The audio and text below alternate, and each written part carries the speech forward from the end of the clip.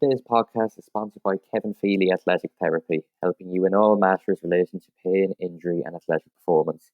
Bookings can be made through the website at www.kevinfeelyathletictherapy.ie.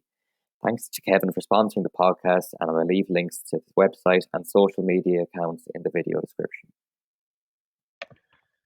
So Chrissy, thanks very much for coming on. How have you been managing without sport the last few months? Dara, it's been it's certainly been different. But I suppose we're all in the same boat. But I think talking to a few different ones, I think the biggest thing or the hardest thing to accept is not having any real idea of when normality is going to kick in again. So that's probably the most difficult thing to accept. But I think with every passing day, this becomes a new norm, and you just learn to accept it. Yeah, in terms of an inter-county sort of player, John Horan a couple of weeks ago says that, well, October was going to be the earliest. Do you kind of, I suppose, welcome that news that you can kind of look forward to this summer knowing that you won't be playing? I think, again, I think John Horan was as clear as he could have been, and he was as honest as he could have been, and he certainly came across very well, and how he presented, I suppose, what was definitely a common sense decision. But I think the hardest thing for everyone, inter-county and club at the minute, is the unknown of, do I have to really prepare for a championship this year in whatever fashion? And I know there's been talk about, potential inter-county championships in October time, and then maybe the club would be maybe even before that. Then I'm hearing different rumours now that there could be a club championship perhaps in November, December or whatever. But you can't be too impatient, but you would love in the near future that an announcement will be made to just tell people, look, you're clinging on to false hope, or there's a real possibility that something could happen here if the certain restrictions were put in place or whatever else. But again, at the minute, it's just a total unknown. And with that brings a real, I suppose it can make you impatient, but secondly, it can also unsettle people, because I'm like anybody else that plays GA. This is your life. This has been your life. It totally encapsulates your life for so long. And, to go from 100% to literally 0% is definitely, it affects the whole life balance. So many challenges, but again, as time goes on, I think you just have to accept it, and you just have to wait on what type of outcome will be reached. Would you have any problem going back, say, if we're saying the current climate and even the behind closed doors? I think John Howard kind of ruled that out. Would you have any problems with them two scenarios? Look, again, you can only really give definitive answers to questions like that when you know that all the different precautions are taken care of, and that safety is, very much paramount in all of this. Of course, we're all in total agreement with that. But to have an inter-county championship, to have a club championship without supporters, it wouldn't be for me. Yeah. Coming from the club that I come from, and even just being privy to the clubs in Derry, I mean, club life is such a massive part of our lives, and to take away the pinnacle of the year, which is going to watch your club in the club championship in 100 football, I'm not sure how healthy that would be, and I'm not sure how you would even go about policing that either, to be honest. So if we hadn't championships this year with some form of spectators, I'm not sure how productive that would be, and I'm not sure how special it would be if you were to win a championship either. But look, I think as time goes on, you could say, well, maybe the games were televised or over some type of webcam with the clubs or whatever else. Maybe there's some type of case to be put forward for that. But at the minute, I would say that if things keep going the way they're going, you would really like an announcement to come around the middle of July to say, look, lads, it's not safe. It's not logical to play anything this year. Let's just put a red pen through this year and prepare for next year. Yeah. At least that gives some people, or gives everyone, some type of clarity and a way to plan your life around it too. Yeah, even behind closed doors, like we all nearly been at these challenge matches where it's only a couple of people, and it doesn't have the same intensity. Even the players kind of just feed off the crowd. Yeah, exactly. And look, at the end of the day, that's why we play sport too. We not only represent the jersey that we're wearing, we also represent our families and friends and communities too. And there's no doubt about it. There's a lot of strength and there's a lot of motivation that can be derived from that. Yeah, so we'll move on to, I suppose we'll start with Derry anyways. You made your Derry debut in 2008, was it? Yeah, a long time ago now, so getting on a wee bit. Yeah, and then 2009, the following year, was a Division 1 final against Kerry. Yeah, we were in the Division 1 final against Kerry. It did based by a couple of points. So I played a fair amount of my Derry career in Division 1. Played in 2 National League Division 1 finals and played in Division 2 final and stuff like that. But I suppose, many people have asked the questions about, Derry going from Division 1 to Division 4 now back to 3 and all the different things. But I mean, that my answer has always been the same. It's, when you're not from a super power county, that, you have limited enough playing numbers and you have limited enough resources, things can change very fast one way and they can change very fast the other way too. So I suppose Slaughtneil's success has coincided at times with Derry getting relegated and different things, and things that are outside your control are frustrating for past Derry management, stuff like that. But when you reflect, I suppose at this time, starting your career out in Division 1 to go to Division 4 last year, then come back to 3 this year, it's not a pathway that I would recommend to too many people. Yeah, well, we'll just briefly talk about, because in 2009, after that final, obviously, you moved to Australia to play at ASL. How did that all sort of come about? Yeah, so 2008 was my last year in secondary school, and I suppose the interest initially came about then. We had the year prior, or that year 2007-8, we had got to the Ireland Minor final, and I suppose a few interested parties started approaching me then, and then in 2008, or May time, something like that, we got to an Ulster Under 21 final, Derry against Down, and I had a reasonable game in the final that day. Down beat us by a point, last minute goal or something like that there, and then interest really started to rise, and I suppose then I wasn't sure about going, so I took almost a full year to think about it, and the interest was still there, and then I went, and I went to definitely one of the best clubs in Australia in terms of, culturally and professionally, but also like that, one of the best sides in the competition at that time too, and that was reflected by them winning the Premiership in 2012.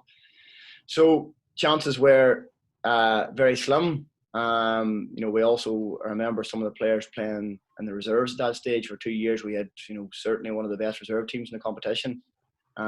So it had many different challenges, but to be privy to that type of atmosphere and environment for 2.5 years or whatever it was, I'm still taking learnings away from it at this stage, even though obviously they're 2 different sports.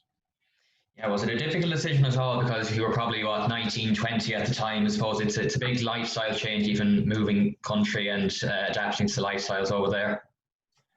Big change, but I suppose for me the most frustrating part was, you almost wish you had went to Australia when you were 15, 16 to actually learn the game properly. I mean, you're never going to really learn a game and that type of time frame, especially not at a level that, is obviously elite. So I had no real problem, I suppose, going to experience a different culture or lifestyle. But for me, being, the competitive person that I am, you put so much craft into learning Gaelic football and to learning hurling and stuff like that. Then to go and try your hand in a totally different sport. And you really start out as a complete novice, and mentally I find it very hard, because you're going into an environment where there's 35, 40 boys that are the best of the best in the country at the sport that they've been playing all their life, and you can barely kick the ball. So to get to a level that allows you to train with them boys, which was almost an achievement in itself, but I suppose that for me more than anything else, that's maybe a bit of a pride issue. But certainly I find that part challenging, Yeah, was the ball even the big issue? Like, what sort? We know it's similar enough, but what's the main differences? Yeah, look, the ball's obviously a massive thing and kicking it, but even just your general understanding of the game and things you take for granted playing Gaelic football all your life, Yeah. where to be and certain movements, how to tackle, how to use your body, things that I think are very, very difficult to learn in a fast track. Obviously, some of the Irish players have done it very, very well and they've grown into it. And I think that would definitely help if you're playing at the top level week in, week out. Your learning's probably accelerated. But if you're playing reserve football, albeit still a very good level, it's still not the same learning as you would get playing with the best of the best, So, I mean, the tackle's a massive difference in the games too, like for somebody in a Gaelic football game to run you down from behind and pull you down, and then that's obviously a free to you in AFL, but in Gaelic football, it's a black card. So there's definitely more than subtle differences in that way. But look, I still have huge admiration for the game and still follow it quite closely. But I suppose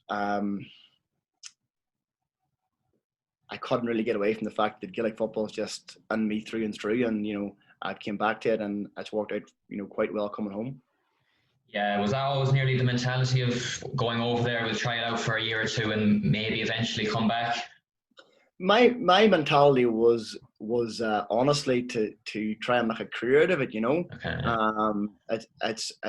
It certainly was, and after 2 years, I suppose there might have been opportunities to pursue another club and try again, but I suppose I became impatient and I thought to myself, well, is this really where I want to be trying ply my trade for another while to have no guarantees of playing? So Gaelic football was something that I wanted to play, and it's something that I felt I could give a bit more to. So there's been many boys that have went to Australia and coming home has been difficult and they've never found their feet again. So I'm very, very thankful that, coming home has worked, more than well for me. But again, I've had this conversation with a few different journalists too for the reasons why it is. I can't quite pinpoint them, but there's been serious amount of boys that have went over and that have came back and have never been next to near the same players they were going out. So I'm just grateful that coming back, I've won a few things and I've been part of a few different teams that have done well. So I'd be reasonably happy enough, but still not content that I didn't go out and make a career for myself. But again, you couldn't have the best of both worlds. Yeah, and that's it. And then in 2014, you got back to the Division 1 final against Dublin, and you got probably well dressed. Did that affect you at all going to the championship, because you're playing at a high level and then might be on a downer going into it? Yeah, look, I actually seen clips of that Dublin final the other day. We actually beat Dublin in the league that year.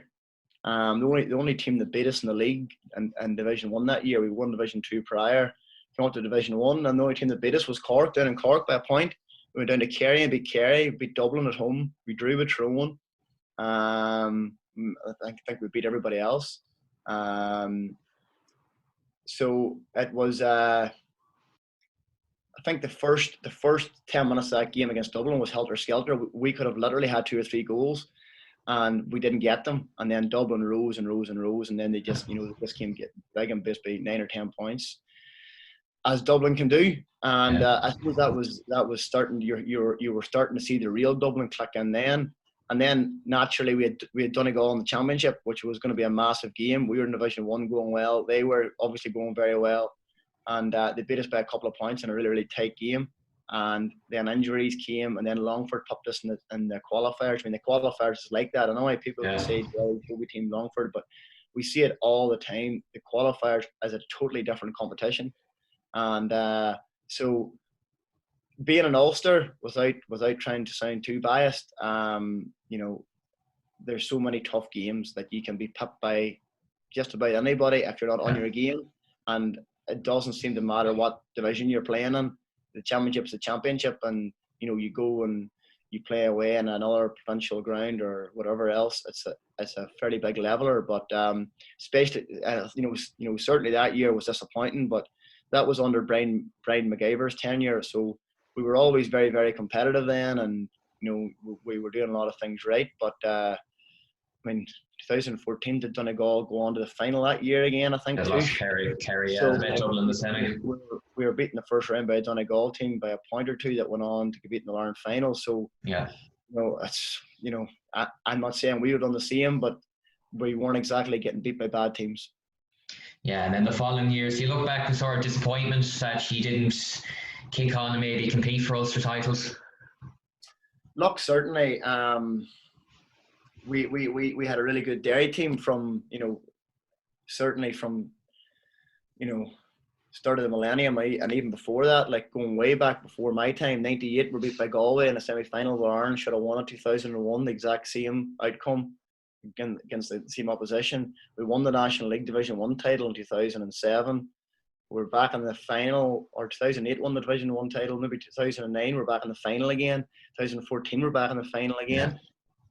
But it's the roller coaster of Ulster in many ways too. I mean, it's just you're paired against Donegal through in the first round, and it's very, very difficult at times when they're flying high for competing for All Ireland's. But you always cling on to hope that someday it can change. I know Derry have Rory Gallagher in now, so things have changed massively. A man that's been around the top setup for a long time, and there's underage players coming through and different things. But whether that transpires and anything, only time will tell. But again, for me now, at 30 years of age, it's about trying to cling on and trying to achieve something with your county at the tail end of your career. And if it happens, it happens, and if it doesn't, it doesn't. Yeah, as you said, Rory Gallagher's in this year. So what's he brought to the table? Because again, did a good job for man a couple of years, being with Donegal for 3-4 years. So what's he been like so far? I think the biggest thing, without sounding disrespectful to any of the prior Derry managers, is that Rory Gallagher has been privy to a high level environment with Donegal. He's been with Donegal when they won the All Ireland. He's been with Donegal when they were properly competing for All Irelands too. So he knows what it takes. He knows what a high level environment looks like, and he knows the type of resources and things that need to be put in place. So I think that's the biggest thing. We weren't setting the league on fire this year so far, but we had a couple of reasonable results, and maybe a couple of results could have went the other way too for us. But I think for Rory, and I think anybody with any type of common sense will have to appreciate that Rory was never going to set the world light in his first year. I think you have to give him a couple of years to try and embed the systems and the different cultures that he wants to do. So there's a lot of exciting young players coming through our county, like there is probably most other counties, but it's about trying to shape them into proper inter-county footballers that can play for 8, 9, 10 plus years. So that's the challenge now for Derry, but it's not looking like it's going to be next year now by the time we get back really to do any sort of solid work again. So I think really this year it's been positive. The playing group have really rode on behind him, and he's a hard taskmaster, but he's certainly very, very knowledgeable about the game. Do you feel yourself that probably Derry should be at least Division 2 level, even look like the likes of Roscommon, Armagh, Kildare, that sort of level? Well, it's okay saying them things, but you have to earn the right. I would be, I've said it for a long time. I think Paddy Talley, the Down manager now, and you just would have trained Derry under Brian McGyver. Seen an article there a couple of months ago where he was saying, look, really, that there's 5-6 teams that are ahead of the pack in the country, and then there's another, chasing pack that range from Division 2 to Division 3 that could beat each other on any given day. So sometimes your league standings can maybe be a small bit of a mystery, and they can also maybe be a wee bit false. But there's no doubt about it, if you want to be properly competing for major honours, then you need to be playing your trade in Division 1. I don't have any qualms in saying that, but you have to earn the right to do that. And, I know things can change very quickly. I mean, the year prior in 2012 or 13, I think it was, we nearly got relegated to Division 3. And then the next 2 years, we won Division 2 and got to Division 1 final. So, and there's countless examples of that happening too. It just depends on the availability of players, fitness of players.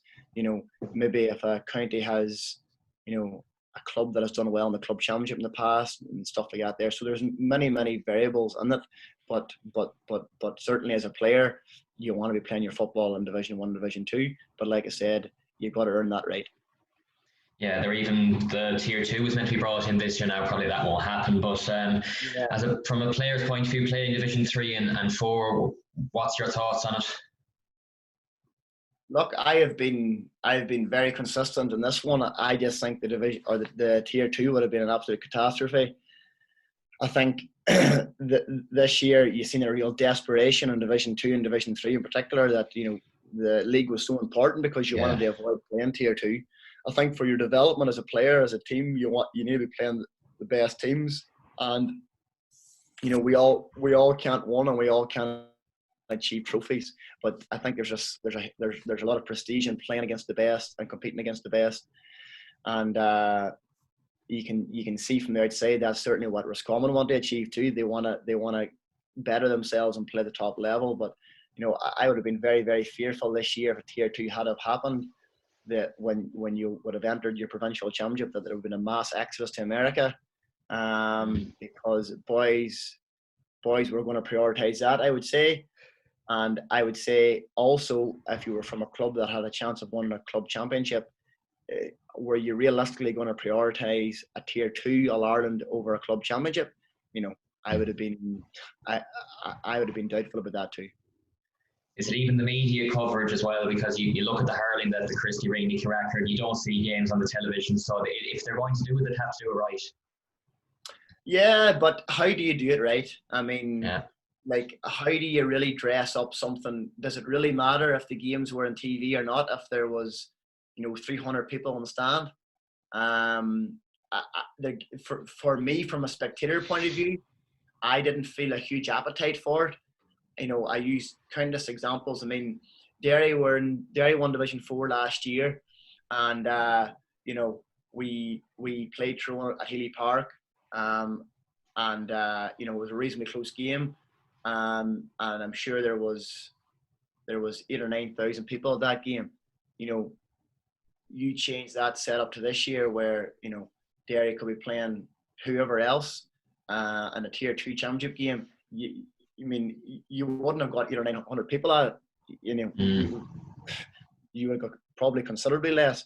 So I just think we need to be careful. For me, hurling's a very different conversation because the gaps are so big and it's a different game, and in hurling you can give teams unmerciful beatings just with the nature of the game, but it hasn't done anything really good for hurling from what I see. It's only created a bigger divide, and that's something as a hurling club in Slaughtneil that we would be very conscious of. We want to try and narrow that gap between some of the top southern clubs in hurling, in comparison to ourselves. And we know that the only way that we can do that is by playing more friendlies against the better and bigger teams and challenging ourselves against them, not going the other route and saying, we'd rather go on here and give the intermediate All-Ireland a rattle. What type of statement is that sending out?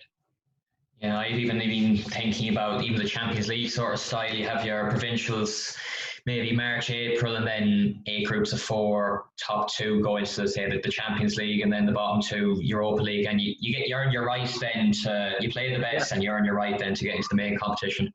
Yeah, like there's a lot to be said for earning your right, isn't there? And I think two of the biggest conversations for me that need to be had in GAA is, number one, is the issue around restructuring the competitions, which I suppose incorporates fixtures, and the second one is trying to at least have a conversation about the amount of resources available to each county. Talk about the resources. People always talk about Dublin because Dublin's almost an easy target, even though Dublin are doing just about everything right. But we're forgetting too. I mean, the size of other counties, the Corks, Mayos, Donegals, Tyrones. They're also superpowers in our competitions too. And no, don't get me wrong, them counties at county board level and everything else are doing so much right, and they're managing their affairs better, no doubt, than a lot of other counties, but they still have access to bigger and better resources than many other counties too. And what you have then simply is you're going to create a divide the competition, and then that's why we're having this need to talk about tier twos and different competitions, because the divide becomes so big. We're not having conversations around how we can narrow the divide, how we can make the whole association more competitive and better, and that will generate and create more interest than anything else. I mean, why do we have to see kids around Derry or Antrim or whatever else wearing Kilkenny hurling tops or Dublin football top? It's almost getting to the stage now where kids from weaker counties or less successful counties in this era are supporting other bigger teams because that's the ones they see on TV. That's the ones they see with a chance of winning something.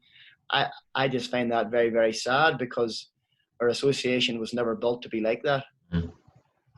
Yeah, well, while sort of Derry's been on a steady decline, Slaughtneil then on the other hand, you've had great success with them the last 5-6 years.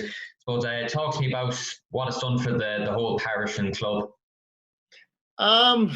Look, success is the number one thing. That the good that comes from success is undescribable.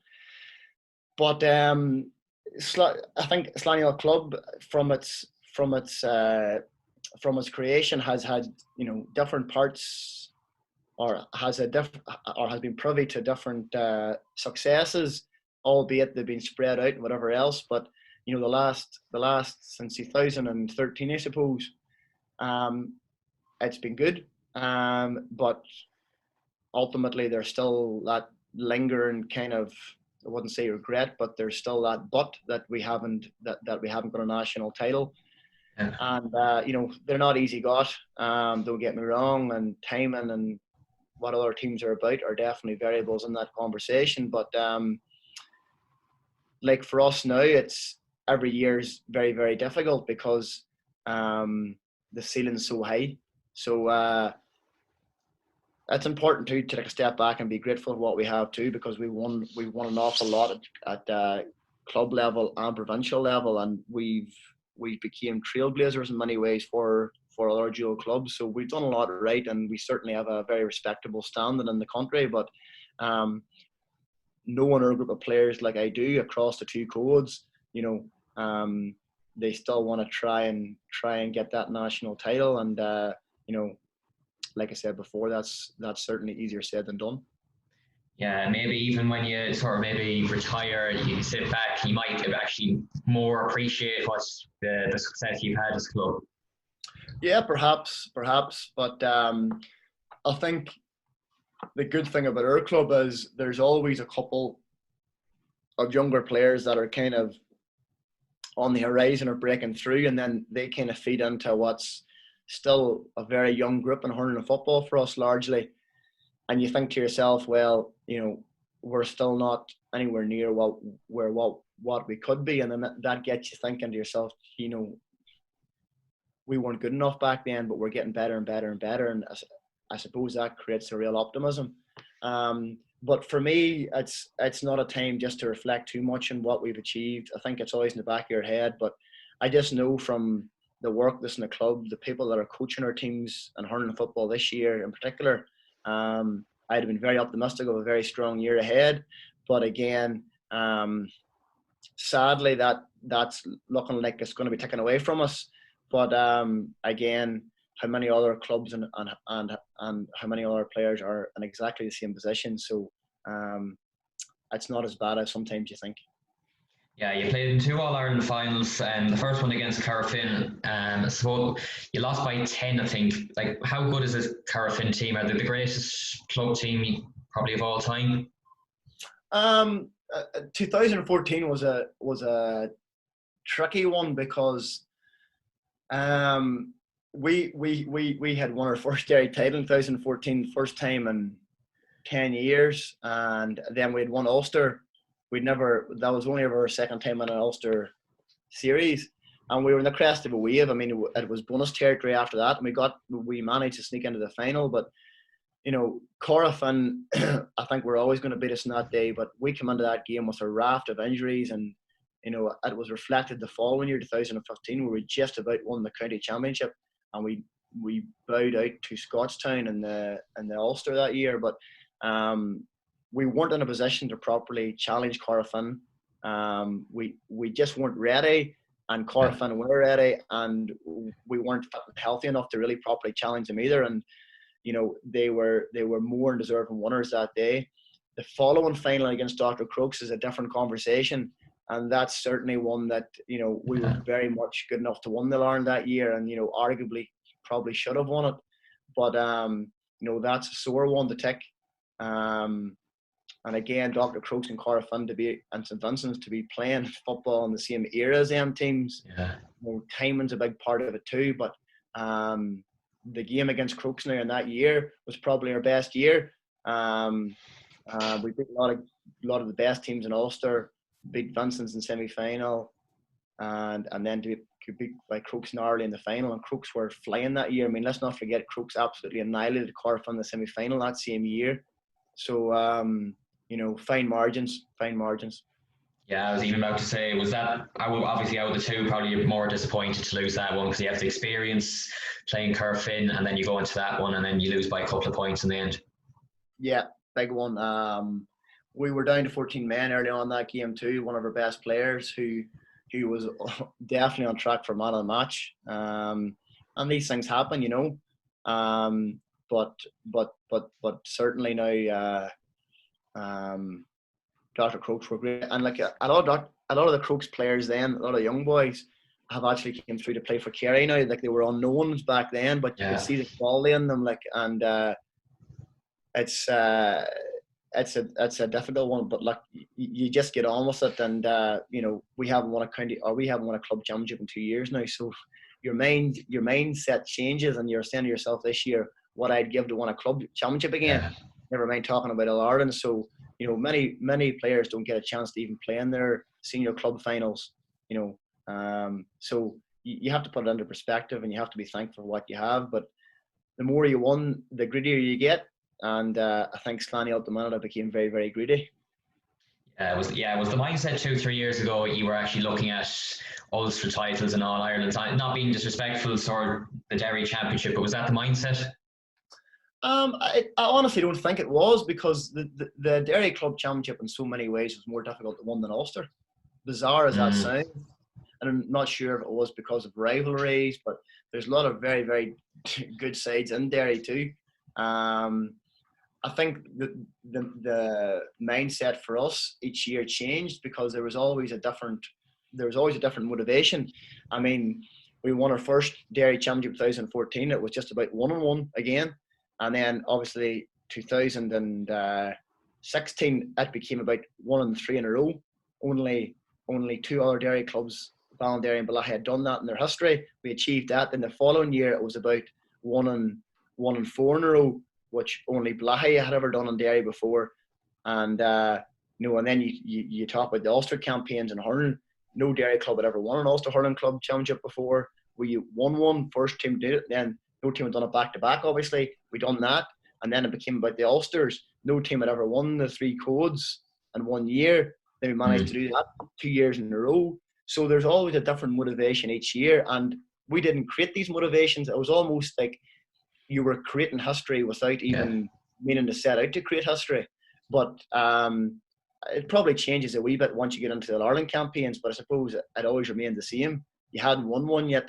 Let's go and try and win one. But there's always different motivations, and there's always different people to prove wrong along the way too. There's always plenty of them about. So it wasn't too hard to keep the fire burning. Yeah, even that, you play hurling as well. You've won 3 Ulster titles in football and hurling. Was it hard to balance the two? I suppose, what sort of trainings every week were you doing? It's not too bad to balance it in our club, to be honest, because we have an understanding in place that we want to try and achieve in hurling and football, and the management teams work together, and the committee work in conjunction with that to ensure fairness and ensure things are being done right from a player's perspective. So it's grand. It's difficult, I suppose, in actual week-to-week playing of games, especially when you get into the club championship, because you could potentially go 9-10 weeks in a row every weekend playing a massive championship game. So mentally and physically, especially probably more mentally, it's more difficult that way. And but again, there's a huge amount to be said for momentum in sport, and when you start to go on a run and hurling, it backs up the football and vice versa. So one of them becomes almost a habit, and you get used to the big crowd and you get used to the pressure. But then, you're maybe 6-7 weeks in, you're saying to yourself, I'm running on fumes here at the minute, but you just manage to find a way. But I suppose, to be honest, it becomes its most difficult when you're preparing for All-Ireland campaigns in hurling and football. Bad weather, that's already off the back of a long season. Technically, it's very difficult to work on your skills in hurling whilst playing football at a high level, and I suppose it does suffer a bit then. But again, you're in a very unique situation. You're trying to create history. You're doing something that very few, if any, clubs have ever done before. So there's got to be an appreciation that they're going to be rough with the smooth. Yeah, it's probably easier even at the club that there's that understanding. It's the same sort of players playing with each other, but then the county, you see less and less players playing dual, I suppose, football and hurling. Yeah, look, I suppose, a romanticism aside, it's just not physically possible anymore with the way the fixtures are set out. Yeah. I can remember vividly about 10, 11 years ago reading in the papers and whatever else, and you would see the likes of maybe certain players for Cork or Galway or something like that. Maybe they have permission this week to play the football game on the Saturday and talk about the hurling game on Sunday or something like that. But the fixtures were actually purposely set out that, worst case scenario, they're released on a different day. But now that's not the case. The fixtures became so tight that you can't probably even do that anyway. But I think physically now, the way the game's gone, it's next to near impossible too. At club level, it's still very much possible and still very much something that players, I feel, should be trying to do. But the direction of our games now, even at the top of the club level, it's gone to a level of physical conditioning and preparation that's just scary. So I can understand how people would say you'd be mad to try and play both. But I suppose it's a wee bit different in Slaughtneil when we've been privy to success and privy to playing against the best teams in the biggest days is a wee bit different. That might be a totally conversation in 5, 6, 7 years time. Yeah, even the last 5, 6 years now, strengthening conditioning and that's been brought into the club scene. So it's nearly getting to the stage where clubs are training just as hard as inter-county teams. Massively. Without talking too much out of school, this year we played St. Bridget's from Dublin in a hurling friendly, July, August time, and I just remember looking at their team from 1 to 15, and I think the Dublin clubs are ahead of everybody else in terms of physical conditioning. Yeah. And I remember saying to myself, God almighty, this is like an inter-county team we're playing here. And obviously they're beat by Coola in the final, but they weren't that far away. But in terms of a strength and conditioning and physical conditioning, they were just awesome. And I would say that's going to become more and more the norm rather than the opposite in the next couple of years, because people want to extend their careers too, and a big part of playing as long as you can is having the body that allows you to do that. Do you see it as a positive or a negative that our club players are even being pushed to new levels now? I think that conversation can go one way and it can go another way. But like for me, if we want to publicize our games and show all that's good in our games, then obviously you want to try and create a better playing standard, and part of that is being physically able to do that. I think it becomes unhealthy when you have management teams making unreasonable requests and asking silly things of players to commit to 6 a.m. sessions 5-6 days a week, stuff like that. We've all heard of these ridiculous kind of things, but the best managers don't do that anyway, because they understand that a big part of being successful is player welfare and not burning people out mentally. So I think as long as it's managed and done in a sensible fashion, it's only good for our games. And I've never seen a problem with asking commitment of people. But again, there's always a line between commitment and just absolute madness. And I've seen it so many times before. The management teams that ask for madness, they're never sustainable long term. Yeah, so we'll just end the podcast with just a few sort of quick fire questions. The first one is, what would be your favourite match, county or club, that you played in? I would say probably for the club, it's been, you know, probably 2014, my first county title, and our first one in 10 years was a special one. It was a massive pressure game, and you know, we managed to squeeze out the other end of it. And you know, and if I was to pick one in hurling, it was probably the 2016 Ulster Club hurling final, where, you know, a Derry team had never won it. We had lost 2 finals prior, and we managed to get over the line that one. So they were 2 very, very special days, and 2 days that, you know, started journeys in both codes. Who would have been your toughest opponent on the field? Well, too many. You know, Matty Donnelly, certainly one of the tough ones. Michael Murphy's formidable too, and you know, Michael Quinlivan in 2016 was very, very difficult to contain also. So, you know, they're certainly 3 boys that stand out for me at the minute.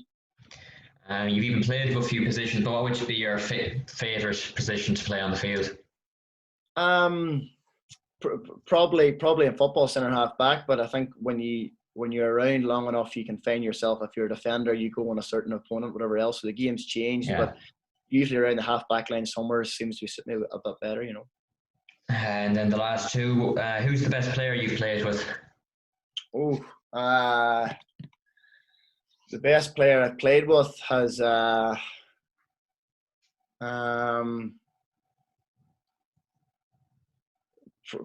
possibly, it's a difficult one to answer, but for me personally, in a couple of Railway Cup games and international rules, I thought Sean Kavanagh was, you know, as good as there was about. You know, certainly Michael Murphy would enter that conversation too. You'd have to be honest, and Conor McManus wouldn't be far away there either in Railway Cups and international rules. And then the last one, who's the best manager you've played under? Probably easy enough one there. I say in my career to date, the best manager I played under is Mickey Moore, unquestionably. Mickey McShane probably a close second in hurling. But I suppose the strength of them 2 boys is they understand the strength of the backroom team, and the people that they've surrounded themselves with too has certainly helped. So they're 2 men that, you know, obviously slightly biased, but again, the proof in the pudding, success leaves clues. And that's it. Well, thanks very much, Chrissy, for coming on. No problem, Dara. Pleasure. Yeah, and keep an eye on the channel. I'll have more videos coming soon. Okay.